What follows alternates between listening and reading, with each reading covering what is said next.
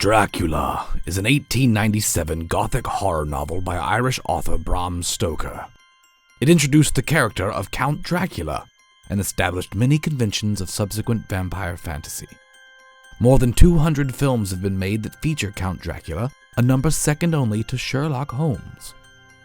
Countless TV shows, radio programs, commercials, toys, video games, and other media have used the Count or his likeness in a myriad of ways. My second favorite is Count Dracula. Delicious.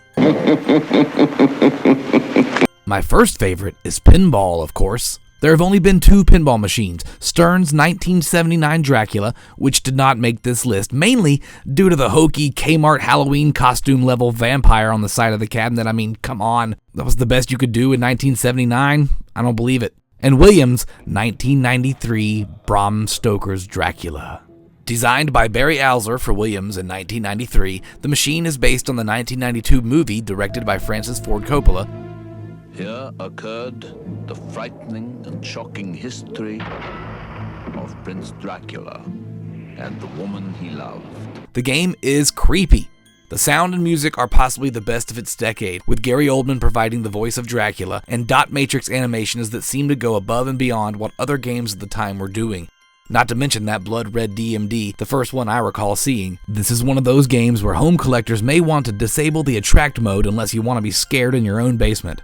Not only do you battle spooky bats and dastardly rats, but it comes with one of Pinball's most spectacular features, Mist Multiball. Activate Mist mode and a single ball will seem to magically glide itself across the playfield. Spoiler alert, it's magnets. If you happen to hit that ball with your own, bam, instant multi-ball. The primary challenge is to stack the 3 multi-balls, Castle, Coffin, and Mist, and go for huge points. And it sounds relatively simple, it is not. This is a game that routinely can see a couple billion points scored on one play, and the next is under 100 million. The only other toys in the playfield are lock traps for Castle and Coffin multi-ball. The game is available in many different virtual forms and is a blast to play virtually, but nothing feels like the real thing. A review taken from Pinsider All Sport DVD says the pros. The sound package is one of the best in pinball. The mist ball moving across the playfield is very cool. Stacking multi-balls is a good challenge. Animations are very good. The cons, the left ramp shot over and over again gets tiresome. Lack of modes, brutal outlanes, and short ball times. I can agree with some of that. I can also agree with what the humanity says. Want your pinball soul crushed? Play this difficult and captivating pinball. It's unforgiving and addicting. Games don't last long, but you always seem to want to play one more. If Stockholm Syndrome was a pinball, Bram Stoker's Dracula would be it. 8.757. And that's what I'd say, 8.5 to 9. It's one of my favorite games to find out in the wild. I doubt I'll ever find one to own. They can be pretty expensive, between $3,500 and $4,500 and up, depending on what people have done to them. And there's not a lot left. There were 6,801 games produced, and I would imagine there's not a lot out in the wild due to the fact that most people that buy it hold on to it. I'll let the rest of Williams' promotional trailer for this game play out so you can see exactly what they want to tell you about the game. It's fantastic. Thank you guys so much for sticking around and watching episode 3, number 5 on the countdown of the top 7 horror pinballs of all time. CaptNRetro appreciates it. Go ahead and hit that subscribe button and that like thumbs up.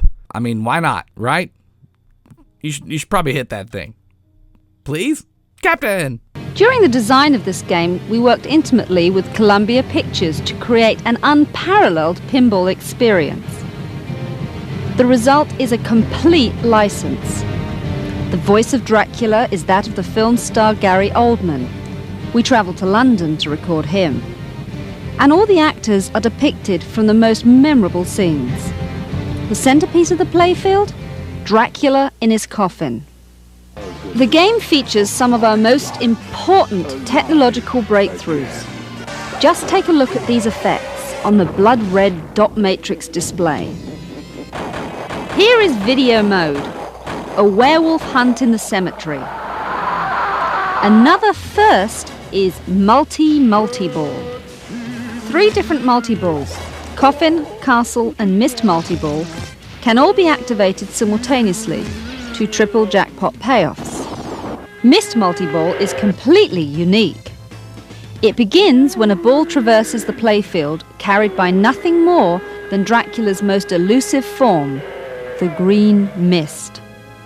To begin Miss Multiball, players must knock the ball free before it reaches the other side of the playfield. This is only the beginning. Every feature of the game represents an integral part of the Dracula story. Dracula's London manor house, his Transylvanian castle, and of course, the cemetery. You'll also find bats, rats, gargoyles, and a hideous dungeon. Make no mistake, he must be stopped.